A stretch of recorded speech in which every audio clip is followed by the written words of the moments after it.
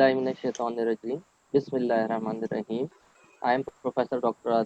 Qadir Khan, working as a professor of medicine and gastroenterology, Mohammed Medical College Hospital, Mirpur Khas.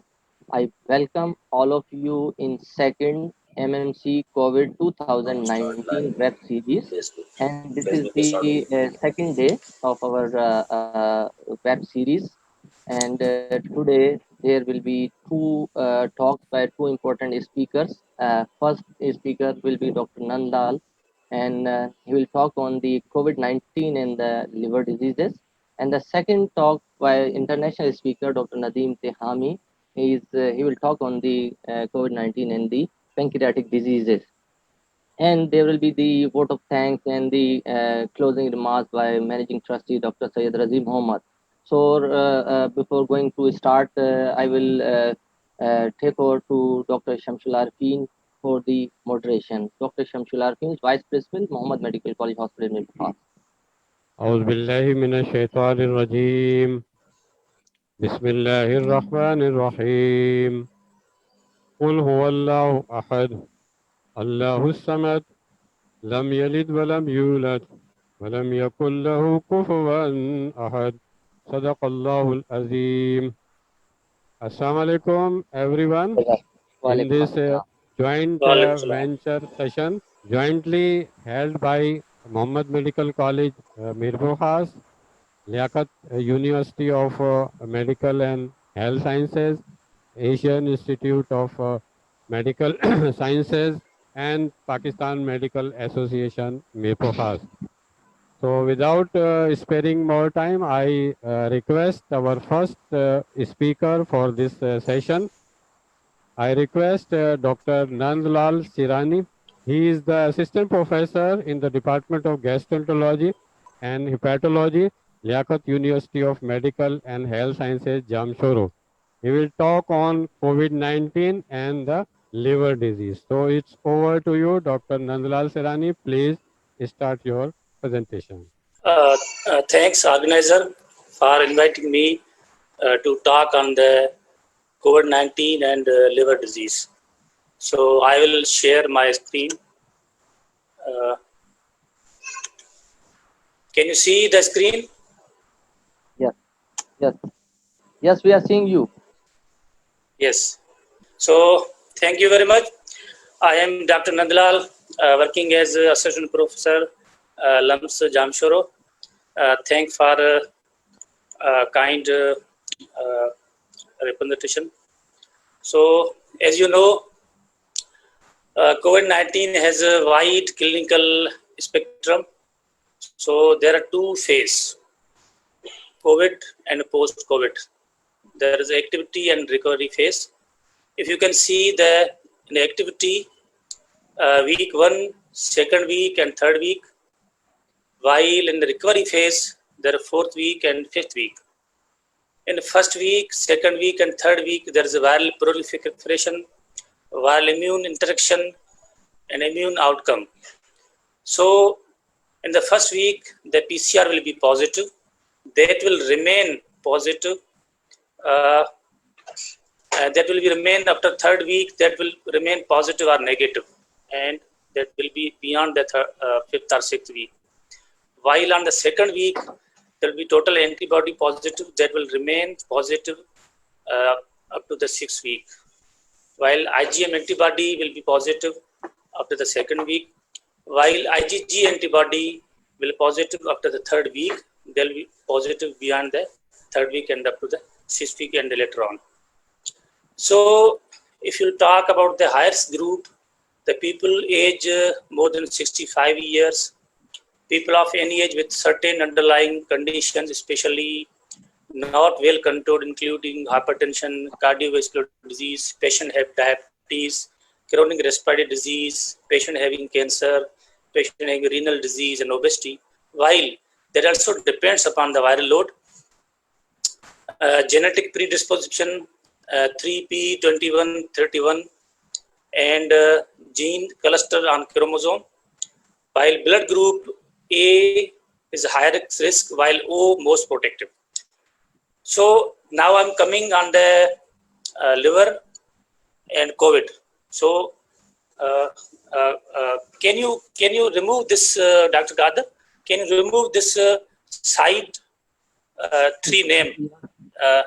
I can't see my screen completely. ये जो है वो इनको कहना पड़ेगा शाहिर को, Shahir he can do Yes. that, but आप continue रखें मेरे ख्याल में. No, but I can't see full my screen basically. Okay, I'm continuing. So I'm coming on the original my topic, that's COVID-19 and liver.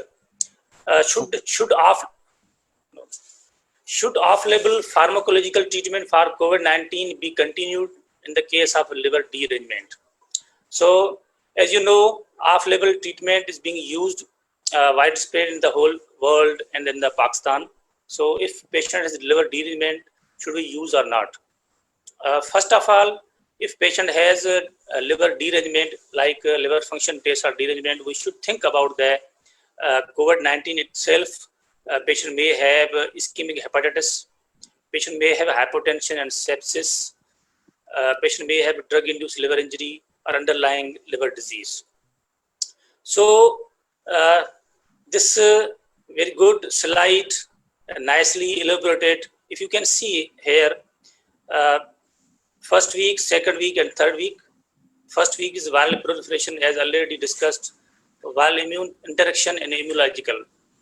So from day 1 up to 21, the patient who are very asymptomatic, they remain asymptomatic. After 6 days, the patient may go into the mild disease, while after 8th days, some patient, you can say around 70% patient go into the moderate disease.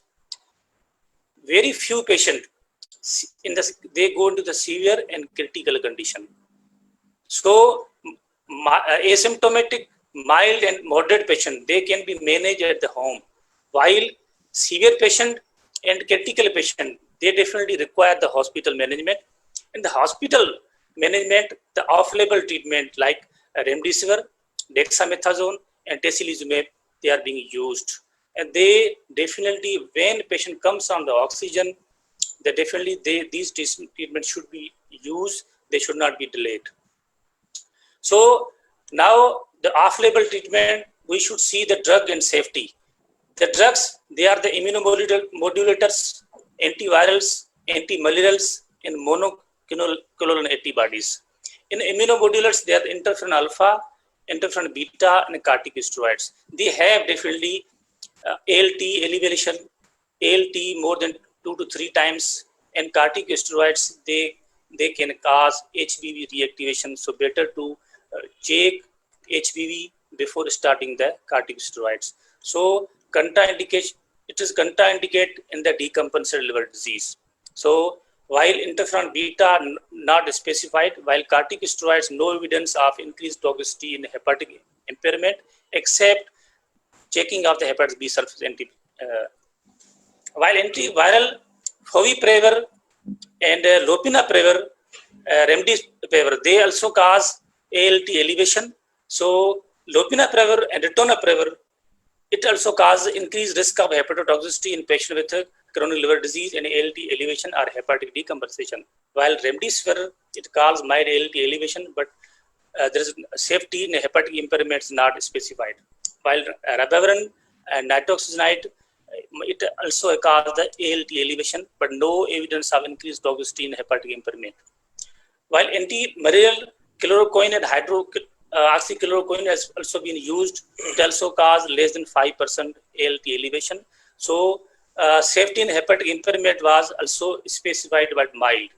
While tocilizumab, ALT elevation in more than 20% of the patient, ALT increase in more than 5 times, while upper limit of ALT in less than 1% of the patient. Safety in patient with hepatic impairment and cytokine syndrome has not been formally studied. So, as the benefit of off-label treatment are uncertain, while if patient's ALT more than 5 times upper limit of normal, SAP more than 2 times upper limit of normal, total bili more than 2 times, or presence of coagulopathy or clinical decompensation, it would be reasonable to stop the treatment. It has quality of evidence C. While strength of recommendation 1. These guidelines had been taken from the Asian Pacific guidelines. There was a scenario regarding the off-label treatment that's been used in the ALT disturbance. While scenario 2 that shows should all patients with COVID-19 have liver function checked routinely. It is reported that 16 to 53% of the patients had elevated ALT and AST during the course of disease. Patients with liver derangement tend to have COVID-19. Most cases either underlying chronic liver disease, sepsis related to cholestasis and inflammation changes, or hepatotoxicity from concomitant medications. Monitor liver test in a hospital patient with COVID-19. But according to Asian Pacific guideline, there's no exact duration specified that what duration you have to check the LFT, but you have to check on the baseline. Scenario 3, should all patients with COVID-19 be routinely screened for common liver disease on the basis of a local prevalence? Asia has high prevalence of chronic hepatitis B, chronic hepatitis C, alcohol-related liver disease, and NAFLD. Investigate underlying cause, including viral hepatitis. No evidence to suggest to screen the disease liver function normal. While screening for uncommon causes not previously diagnosed, e.g. autoimmune hepatitis, hemochromatosis, Wilson disease, might be done only if the abnormal liver function test persistent beyond recovery of COVID-19. So the important scenario that's should patient with COVID-19 and chronic HBV infection have antiviral therapy for HBV that started when liver derangement developed? What are the risks of drug interaction of medication for chronic liver disease and the pharmacological treatment of COVID-19? And another scenario that's what are the potential drug interaction between direct DAS therapy for chronic HCV infection and pharmacological treatment for COVID-19? Most of the time from the ward, calls are coming for these types of patients because most of the patients, they are either B positive or HCV positive because the area in which we are living, they are either hepatitis B or they are C positive. So that's very easy to remember because we already discussed that the drugs are being used immunomodulator, antiviral, antimalarial, and monoclonal antibodies. So as HCV antibody, you can use all anti-HCV antibody with off-label anti-COVID-19 treatment like elbesver, grazoprevir, while gilicaprevir, sof-velpa in our areas, sof-velpa, voxi, sof-decla. So these you can use easily with a combination of these all medicine. But if patient has COVID-19 with severe disease, we should stop. While if patient of the B treatment, if patient is B, entecavir, tenofovir, and tenofovir deoxyfuran should be used with all except lopinavir and ritonavir. Next question is scenario 6. What are the precaution and treatment recommended for patients with NAFLD? Metabolic comorbidities such as type 2 diabetes, hypertension, and obesity, putting the increased risk of severe course of COVID-19. While diabetes has been repeatedly found to be associated with admission to the intensive care unit and needs mechanical ventilation or death. So, NAFLD patient has 6-fold increased risk of severe COVID-19. A longer duration of while shedding NAFLD has 17 days, while without NAFLD has 12 days. Patient with NAFLD might be more susceptible to drug-induced liver injury. Both hyperglycemia and hypoglycemia have been reported in patients with diabetes diagnosed with COVID-19. Reasonable to normalize the blood glucose level.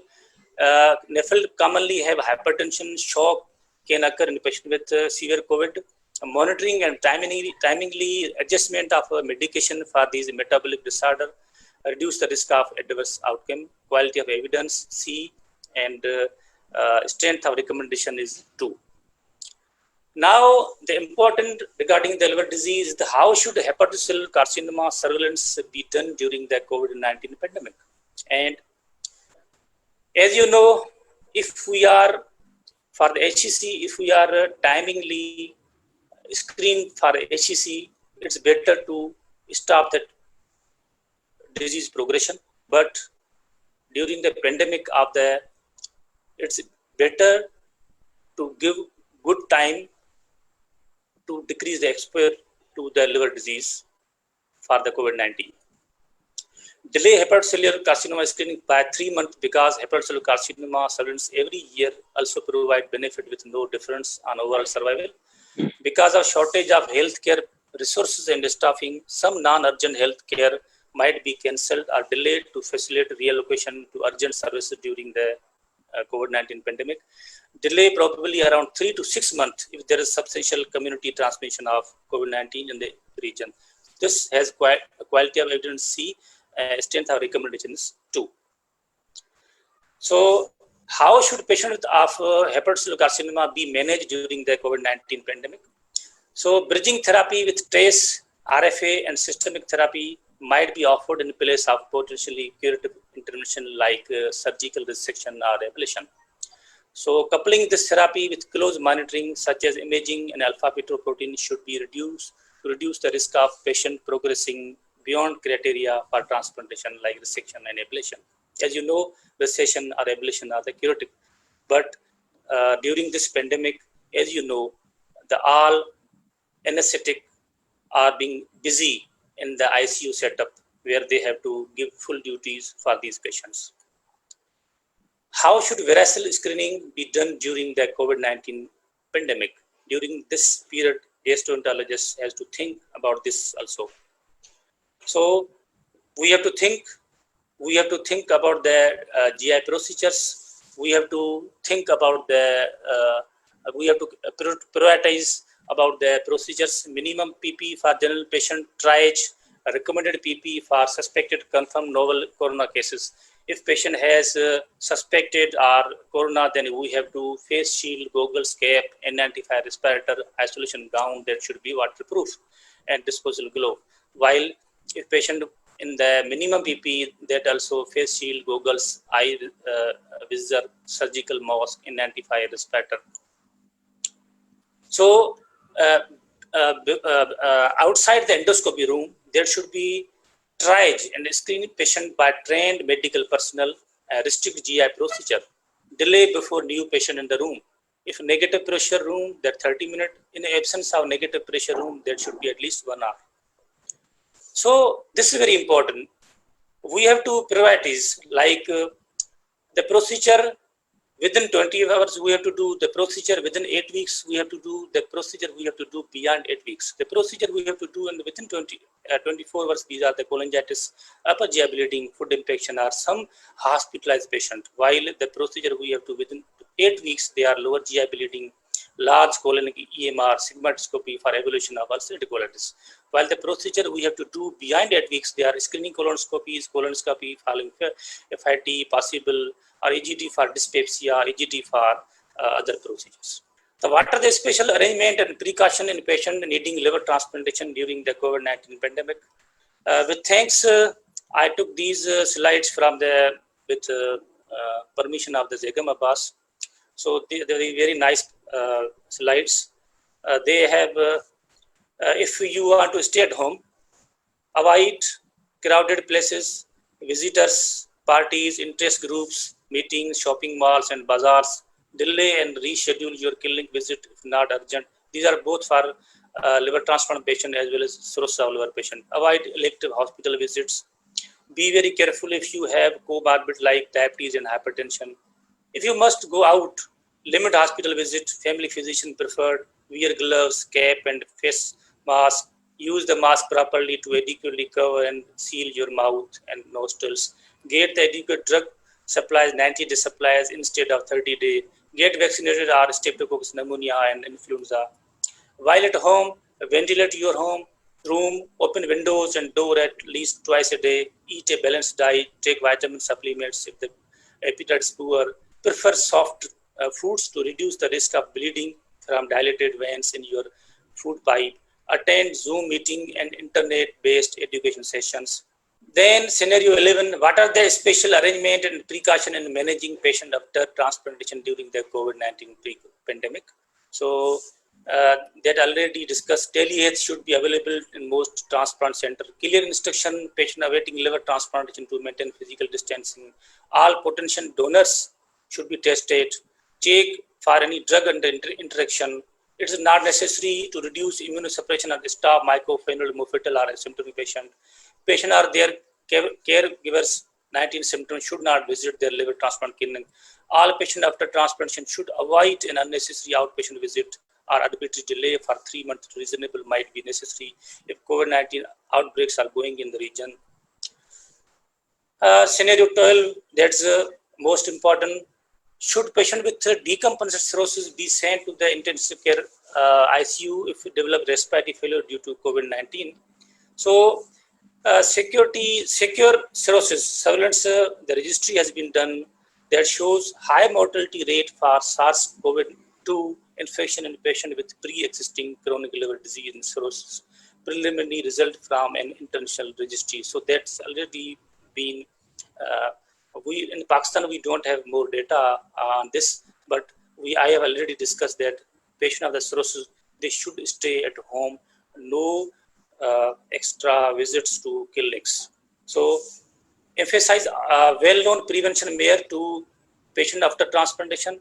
In a patient with known decompensated cirrhosis, decision about ICU support should be made on case by case, taking account baseline liver function, previous episode of liver decompensation and transplantation eligibility. SBP with COVID-19 and decompensated cirrhosis should be treated with broad spectrum antibiotic with no drug-drug interaction with COVID-19 therapies. Thank you very much. If you have a question, then you can ask. Thank you for listening. Dr. Shamsula Arfin, time is going. Dr. Shamsula Arfin, can you hear me? ये फिर वही हो गया ना कल वाला सिलसिला रुक गया है. बताएं मैं डॉक्टर शम्स को, लड़के को फोन करें. डॉक्टर शम्स को, डॉक्टर शम्स को पता नहीं है कि आगे उनको डॉक्टर नदीम को कॉल करना है. Yeah, Dr. Nadeem. Our next speaker is Dr. Nadeem Tehami. He is the consultant hepatologist and the hepatobiliary physician at the University Hospital, Southampton, UK. Dr. Nadeem will talk on COVID-19 and pancreatic disorder. So I request Dr. Nadeem Tehami to please come over and deliver his presentation on the topic of COVID-19 and pancreatic disorder. Dr. Nadeem Tehami. Assalamu alaikum ji. Can the host please allow me to share my slides, please? Could you please ask the host to allow me to share my slides? Yes, you are allowed. Yes, you are allowed. You can share. You are allowed to share. I can hear you loud and clear, but unfortunately it seems that I still cannot share my slides. This message on my screen states host disabled participant screen sharing. What is the state of affairs in Pakistan? आपके पास आजकल हालात क्या हैं? कैसा COVID affecting your health? Hospitals में आपकी admission rates and mortality, are you able to share your figures? Dr. Nadeem, can you hear me? Ji, I should be able to share my screen now. आपकी slide share आ गई है, Dr. Nadeem. Okay, let me start. So thank you very much, ladies and gentlemen, and the chairman for giving me the opportunity to share my experience and understanding of pancreatic disorder in COVID pandemic. I am by no means an expert in COVID. However, I work as a hepatologist and hepatopancreatobiliary physician. My remit for this session is to introduce the topic without boring you. I will start off then by sharing a case vignette, a case that we have recently managed. I'll touch upon the exocrine and endocrine functions of pancreas, which most of you are already well aware of. Then I will share the current evidence available of pancreas involvement in COVID. Now, I believe we have reached the peak of webinars, even if we have not reached the peak of COVID. there is a lot of information out there. You all will, or most of at least us, are suffering with cognitive overload. If you look at available data, depending on who you're following, you'll see involvement of GI in cases of COVID between 10 to 30%. And one of the symptoms that worry us is diarrhea. Now, the question comes to mind, is this diarrhea because of COVID colitis, or is it because of the disturbance in the exocrine functions of pancreas? We will try to address this question during this presentation. One of the key worries for most physicians treating COVID is the involvement of respiratory functions and requirement of ventilation.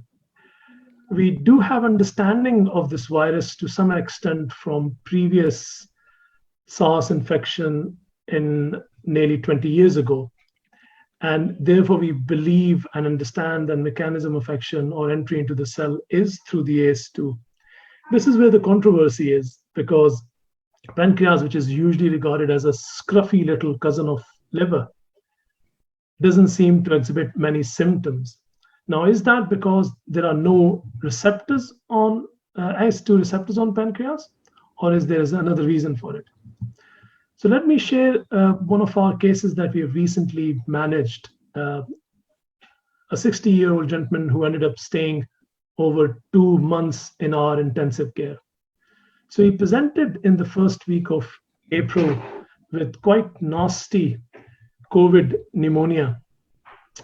He deteriorated rapidly to a point that he needed ventilation and was admitted to our intensive care department. He continued to deteriorate and develop multi-organ failure. In his initial blood test, he did have an elevation of amylase and lipase, which was the 3 times the upper limit of normal. Now, he did not present with abdominal pain, but he went on to have a CT scan, which reported quite significant marked acute pancreatic collection. Now, based on the definition of pancreatitis, he fulfilled 2 out of 3 criteria of pancreatitis. Therefore, we concluded that he did have an acute episode of acute necrotizing pancreatitis. He was managed as we would manage most of our patients, with supportive therapy. And then about 3 weeks later, as he was deteriorating, we did an endoscopic ultrasound scan. And as you would see, an image of a big, large collection around his pancreas. Now, at this stage, the collection was not well formed.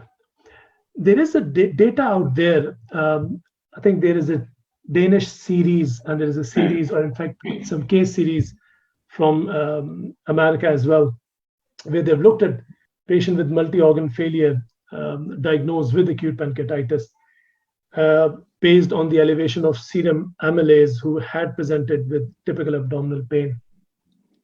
And the other etiologies were excluded, but none of these patients seemed to have what our patient had, that is acute necrosis. So I'll quickly remind you about the Atlanta classification of pancreatitis, 2 broad categories of necrotizing pancreatitis and interstitial edematous pancreatitis.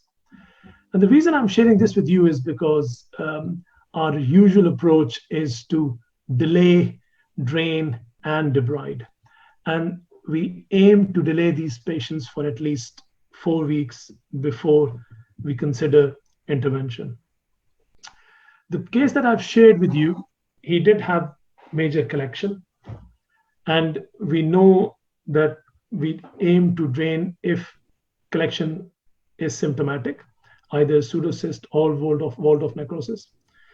We do not drain acute peripancreatic fluid collections. We avoid draining necrotic collection without a wall in the absence of ongoing organ failure. whereas this patient had ongoing organ failure, and therefore we decided to intervene. Now, before I show you further images, what happened to this patient, I think it's important for physicians, surgeons out there to be mindful of what or how we can improve the care that we offer to these patients. Now, from our this large national CPOD report 3 years ago, what we learned was that the mainstay of the treatment is analgesia, fluids, and oxygen.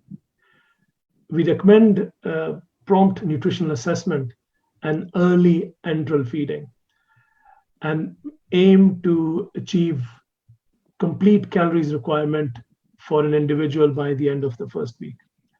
It is usually recommended to avoid antibiotics unless they've got evidence of ongoing sepsis. Now, CT is a standard of care imaging for acute pancreatitis, but it does not include the presence of necrotizing pancreatitis in first 48 to 72 hours. And therefore, if CT, if patient isn't improving, then it is recommended to consider, then it is, you could by all means consider doing a CT scan. No problem. Apologies. Now, so what happened to our patient? He had this intervention, and if I can show you the image post-intervention, that his collection resolved. And if you can see a 3D reconstruction image, you can see Axios nicely sitting along the lesser curve of the stomach. So what happened in our patient? What was the cause of his pancreatitis? Was it direct attack of COVID to the pancreas SNR cells? Or was it just an overwhelming systemic inflammatory response from the cytokine storm, which led to a multi-organ failure and therefore caused the pancreatic injury? Now, most of the patients, when they are in the ITU, they get severely deconditioned, and mechanical ventilation shock resulting in the hyperperfusion can also lead to development of acute pancreatitis related complications. Let me just share you now. I will not bore you with lots and lots of data, but the reason it's important to show you this slide is because this study is quite recent. So if you look at this left side of the screen, what this table essentially shows is the distribution of ACE2 receptors in several types of pancreatic cells in two single cell RNA sequencing. So if you look at the data sets of these two RNA sequencing data sets, then you see that presence of the ACE2 receptors in exocrine and in the endocrine component of the pancreas. Now, in their series, the patient who were deemed as pancreatitis had elevation of the amylase and lipases, but none of the patients presented or included in this study had necrosis, which is what we had in our patients. Therefore, the question comes in terms of should this be a case report? Clearly, the question is, was it just a co-presentation of pancreatitis with COVID, or was COVID implicated in causing pancreatitis in this individual? Now, it's quite an old study. This is at the time of SARS virus in 2002. But what it shows is we are aware of patients who are at risk, especially patients who are older, male, anemic, patient with a thrombocytopenic. But what is interesting is there's patients who've had impaired glycemic control. They were included in this category or predicted to have poor survival with SARS infection. Why is it important? Because COVID is not a disease. It's unlike most respiratory virus. It is a multi-system disease. And we have enough data available now suggesting or implicating this in the neurological complications that most of our patients have suffered, be it a thrombotic or direct effect of the virus. Now, how can we prove it? So it is quite important for us to just go back to the same question again, that pancreas, do we have these ACE2 receptors or not? And this study could potentially answer this question, because autopsy study looking at the immunohistochemistry patterns of different tissues. So on the top panel, you'll see on your A side, this is just HE staining showing nice SNR cells with exocrine component.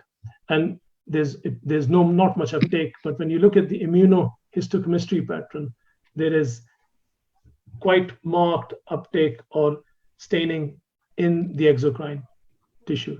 And similar seen in lung, in kidney, and in the brain tissue. So what it proves that there are these ACE2 receptors present in pancreas.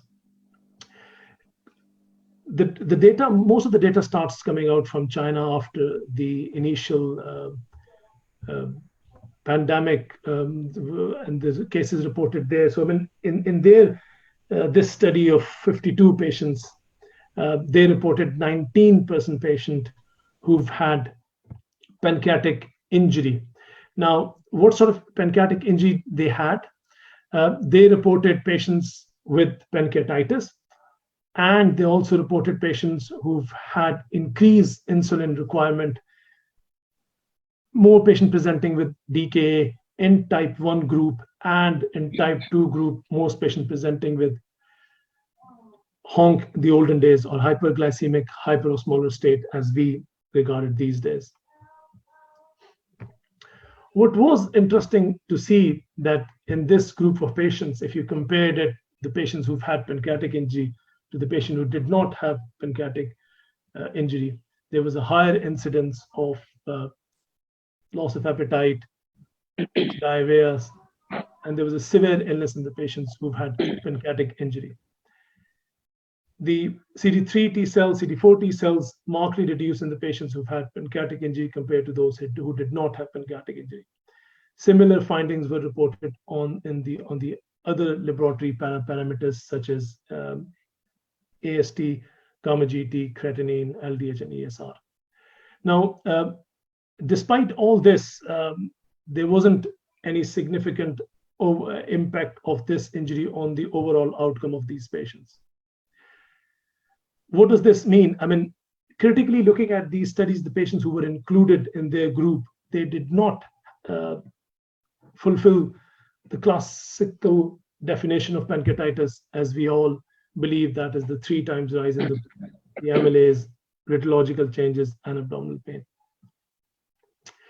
So one further, or in fact, last data set that I would like to share with you, because I think it's important, because there's a direct relationship of the pancreatitis and diabetes, which leads to decreased insulin. And could this be responsible for direct SNR cell injury? What was obvious from in their group of the patients, that patients who had uncontrolled hypoglycemia, the patient who have impaired glycemic control had a poor outcome. And during the study, they noticed that COVID infection unmasked patient with diabetes. And similar pattern was seen in type 1 diabetes patients. However, the data that we have does not support, or there isn't enough evidence of SARS-CoV-2 induced diabetes, which is one of the questions usually gets asked. Now, the final part of the chat is, because I do not think we can complete our talk without mentioning the pancreatic cancer. So broadly, for a layman or general physicians, terminologies of resectable, borderline, and unresectable cancer, I hope it makes sense. Now, cancer patients are at high risk of acquiring COVID infection. We know that there are, if you look at from the UK data, there's a reduction of people on the urgent referral pathway. So there are lots of patients who are now waiting to be seen and have not been referred because of this COVID pandemic. Things are easing off here. So we hope to be able to resume our normal surface. But what is actually happened that there are fewer referrals. There are a lot less patients being diagnosed, and there is a higher fatality rates because of associated COVID-2 infection, and majority of patients are presenting quite late. Now, but how do we sort of address this challenge? So in fact, of this testing this asymptomatic patient before chemotherapy, I think it's probably it's burdened by quite a high false negative rates, I think, which will become higher as the prevalence of the COVID-2 will decrease. So what do we do with the borderline cancers? Now, I think so some patients are offered neoadjuvant treatment. I'll just show you this study because I think it's important, although this was done in pre-COVID era. But if you look at the yellow lines, which is essentially patients who've managed to complete the 6 cycles of the chemotherapy, compared to the blue lines, are those patients who did not complete the chemotherapy 6 cycles. Now, so the blue lines are the patient who did not complete the chemotherapy 6 cycles. Their overall survival was worse than those who did manage to complete it. So the question, therefore, is it not best to delay the treatment, i.e. delay the initiation of treatment and then aim to complete it, or take a risk of starting these patients on either adjuvant or other form of palliative chemotherapy early and then have to discontinue it because patients either become poorly or develop COVID infection. So this would apply to both patients who either have COVID or do not have COVID. So the take-home message from this is to preferably during the pandemic, delay it if they are asymptomatic and if they don't have COVID. If they have COVID, again, it's best to delay it for at least 2 to 3 weeks and then start the treatment and then aim to complete it, because as it will have an impact on their overall outcome. In terms of whatever the chemotherapies are available, the overall survival is again better in those patients who receive modified form of fluorophenox compared to the standard gemcitabine. With regards to the patients who are on a palliative pathway and they are considered for palliative chemotherapy, again, in this group of the patients, this survival curve will essentially, hopefully should clarify that if there is a delay in initiating the treatment, it does not have any significant effect on the overall survival. So those borderline is those one who started treatment within 60 days, and the lighter line is the one who've had treatment delayed for at least 60 days. So essentially, even in this group of patients who are on or deemed for palliative chemotherapy, the overall survival did not differ even if the treatment was delayed. So what's the conclusion from this? For a resectable patient, we would encourage that they should be considered for surgery. If it's borderline and they're going for adjuvant chemotherapy, then we should probably wait and hit hard, i.e. consider modified fluorophenox rather than giving them gemcitabine. And those who are on for palliative chemotherapy, it's probably best to delay it. As far as the general management of patients with suspected pancreatic injury is concerned, it's not different from other patients. So it's really important to sort of reassure these patients, because a lot of patients are quite fearful. And as I said, there's so much information out there that it becomes really difficult. If we as a physician, surgeons are struggling, then I'm sure general public out there is not doing any better. So it's mainly just a overall good care of hydration, nutrition, addressing their symptomatology, considering thromboprophylaxis. Nutrition, including vitamins such as vitamin D, has been recommended by few authorities to help. good control of their glycemic control, looking for the COVID unmasking diabetes, and managing their overall comorbidities. So in conclusion, Mr. Chairman, there is, so the current evidence essentially is quite limited.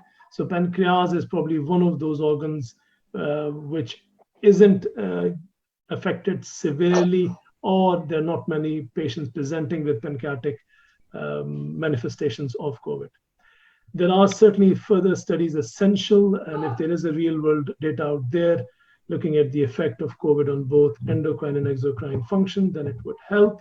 And in pancreatic cancer, delaying the treatment both for palliative and adjuvant is unlikely going to result in decreased overall survival, and therefore should be considered to decrease the case fatality rates. Thank you very much for listening. Thank you very much, Dr. Nadeem, for your nice presentation on the topic. And these are the two speakers which have to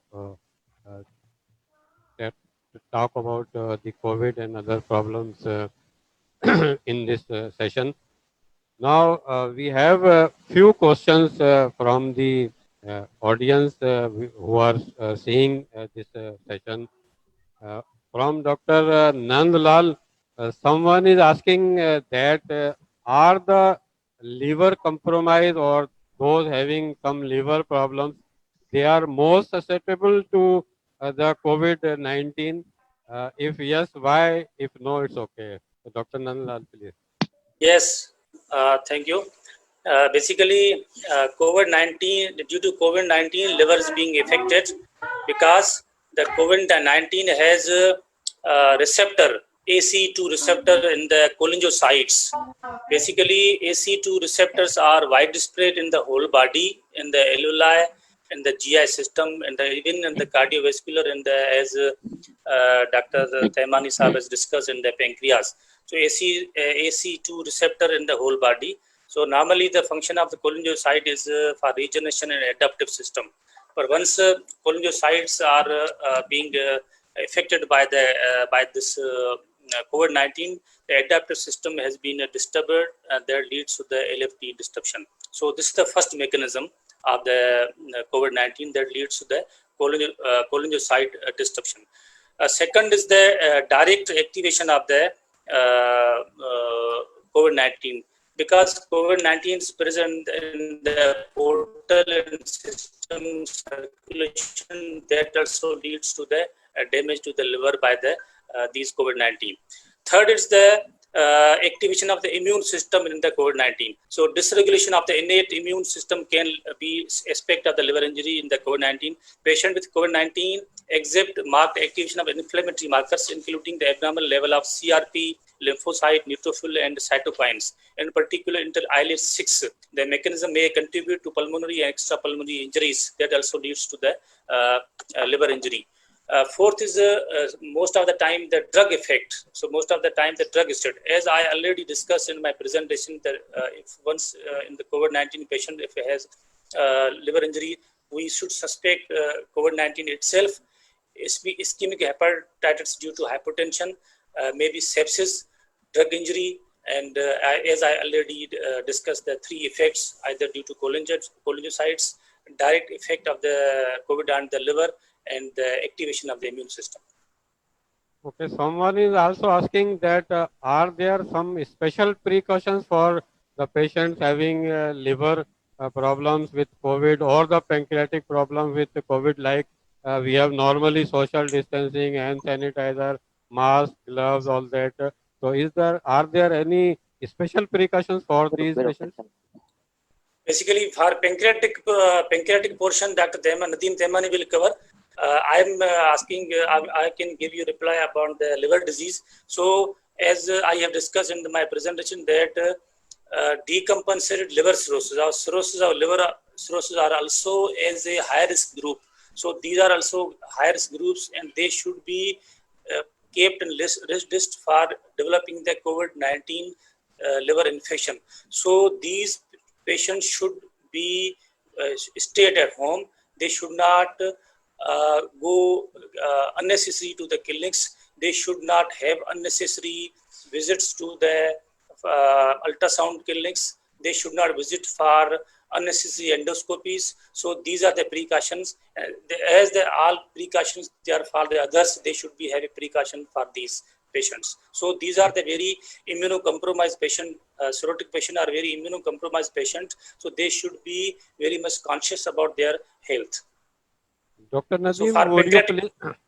Yes, for Dr. pancreatic, Nadeem. Dr. Nadeem, yes, Dr. Nadeem, please, you can elaborate Dr. about the Nadeem, pancreatic. please, if you answer that, are there any special precautions for the patient having COVID with pancreatic disorders? I do not believe there are any special precautions that one need to consider. So I fully agree with what Dr. Nand Lal have just mentioned. There is one thing that I would like you to be aware of, and that is if a patient is started on steroids as a treatment for COVID following the findings of recovery trial, then it's important to monitor the blood sugar levels of these patients.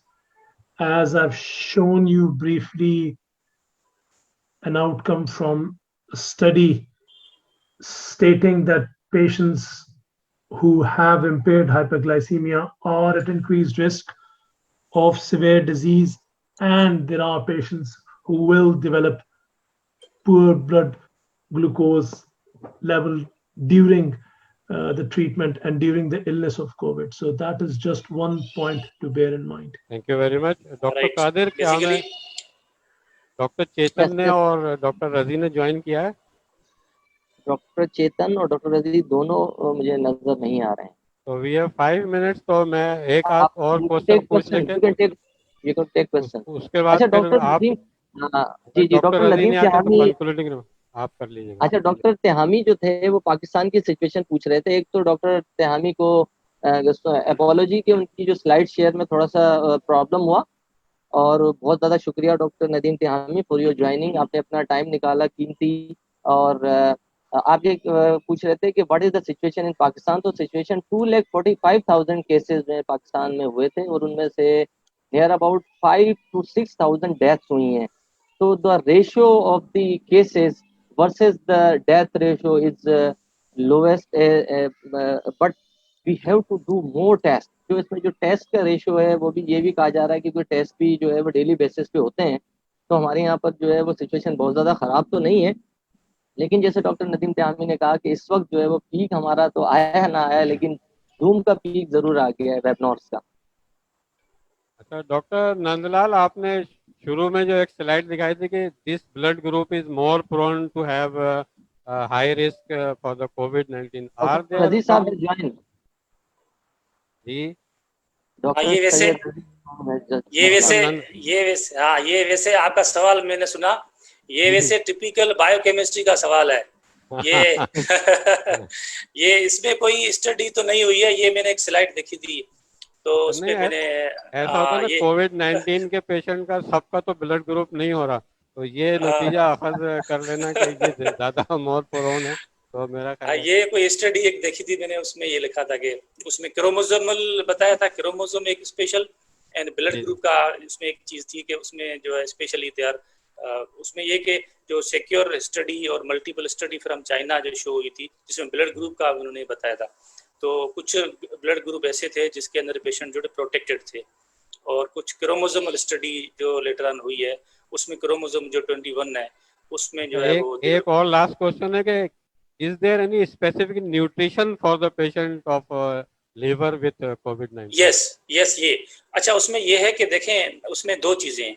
एक तो है compensated cirrhosis of liver, दूसरे हैं डीकंपनसेटेड cirrhosis liver.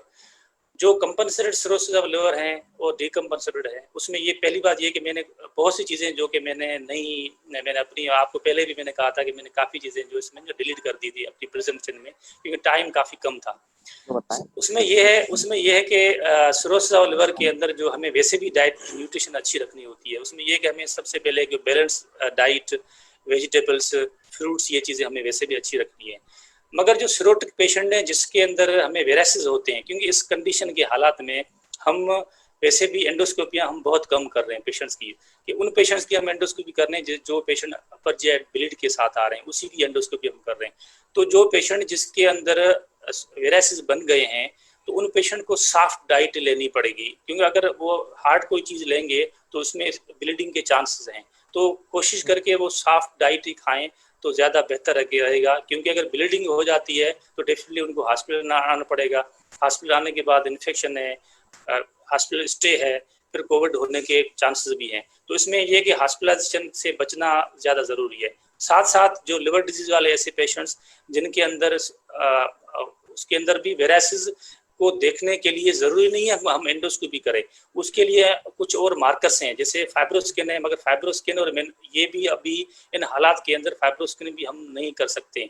जो non invasive चीज़ें हैं वो हम कर रहे हैं। बोवेनो 4 के हिसाब से हम प्लेटलेट देखें, प्लेटलेट स्प्लिनिक इंडेक्स रेशियो हम देख के हम बता सकते हैं कि इस पेशेंट को वायरसेस होंगे या नहीं होंगे। तो इन चीज़ों से हम काम चला लेते हैं कि इन पेशेंट के अंदर वायरस बनने होंगे, कितने वायरसेस होंगे, छोटे होंगे या बड़े होंगे। जिन पेशेंट्स के अंदर वायरसेस होंगे तो उनके अंदर हम ये कहेंगे कि सॉफ्ट डाइट लेंगे तो उससे कि बेहतर है। वैसे otherwise balance diet, vitamin, protein, nutrition in patient में अच्छी रहेगी तो वो बीमारी से लड़ पाएंगे, तो ये उनके लिए अच्छा रहेगा। Okay, thank you very much. We have a few minutes, and I think Professor Dr. Syed Razi Muhammad, the Managing Trustee and Professor of Surgery, Principal Mohabbat Medical College, has joined us. So I request him to please say few words of concluding. Okay, okay. From now you can. Yes, Now yes, you can yes, hear. yes, Okay. yes, yes. But Please. I'm again very grateful to GETS Pharma for providing this opportunity, great opportunity to our faculty and our students, and also to our professor and head of the Department of Medicine, Dr. Abdul Qadir, and Vice Principal, Professor Shamsul Arfin, and for arranging all these things. Such academic activities provide such a good platform to learn for all of us, seniors as well as juniors. I'm also very grateful to both the speakers today, and thank you very much for joining us. And I'm sorry I couldn't attend the whole of it. I should have, but I had some commitments, so I could only join late. But still, I'm glad that I was able to come and join you people, and I'm with you with all the activities. Thank you very much. Thank you. Thank you very much, Dr. Razi. Inshallah, we will listen you in the next program as well. And from behalf of Dr. Chetan Das, the President of Pakistan Medical Association, I, Dr. Shamsul Arfin, from on behalf of PMA Mepofas as a ex-General Secretary, thank you very much for all the panelists, the speakers, the audience who listen and see our program, and also the GETS Pharmaceutical who have arranged this informative talks for us as well and for the people as well. So over to you, Dr. Qadir, and then we will finish it up. So thank you very much, Dr. Shamsul Arfin. And can you hear me? Yes, आपको yes. आवाज आ रही है doctor Shams? Yes, yes. Thank you very much, Dr. Shamsul Arfin. Thank you, Dr. Syed Razi Mohammad, for joining. And I'm very thankful to our international guest speaker, Dr. Nadeem Tehami, जिन्होंने फौरन जो है हमारी request को कबूल किया और उन्होंने जो है वो अपना इनपुट दिया. Thank you very much, Dr. Nand Lal as well, and all the audience. And the third web series will be on 15th July from 10 to 11 p.m. And the day will be of the surgeons. So Dr. Syed Razi Mohammad will talk on the COVID-19 and life, and another surgeon, Dr. Ejaz Mehman, professor of surgery, he will talk on the laparoscopic surgery and the COVID-19. Thank you very much, and see you on 15 July. Till Allah Hafiz. Thank you very much once again. और इस दुआ के साथ कि अल्लाह ताला पूरी इंसानियत को इस बीमारी से महफूज रखे, जो बीमार है उनको शिफा दे, जो इस दुनिया से चले गए उनकी अल्लाह ताला मग़फ़िरत फरमाए. It's a very interesting and informative program. And once again, thank you very much, GETS Pharma, for arranging this sort of special activities. Thank you very much. Allah Hafiz. Thank you, everyone. Thank you, everyone. We are ending the session. Thank you. Finish.